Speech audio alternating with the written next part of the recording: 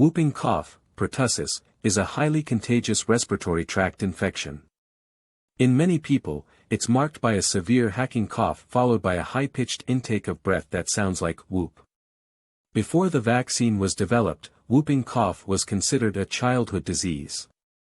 Now whooping cough primarily affects children too young to have completed the full course of vaccinations and teenagers and adults whose immunity has faded. Deaths associated with whooping cough are rare but most commonly occur in infants. That's why it's so important for pregnant women, and other people who will have close contact with an infant, to be vaccinated against whooping cough. Symptoms. Once you become infected with whooping cough, it takes about 7 to 10 days for signs and symptoms to appear, though it can sometimes take longer. They're usually mild at first and resemble those of a common cold. Runny nose. Nasal congestion. Red, watery eyes. Fever. Cough. After a week or two, signs and symptoms worsen. Thick mucus accumulates inside your airways, causing uncontrollable coughing.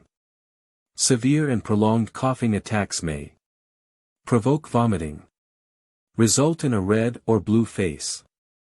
Cause extreme fatigue. End with a high-pitched whoop sound during the next breath of air.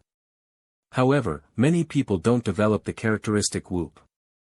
Sometimes, a persistent hacking cough is the only sign that an adolescent or adult has whooping cough. Infants may not cough at all.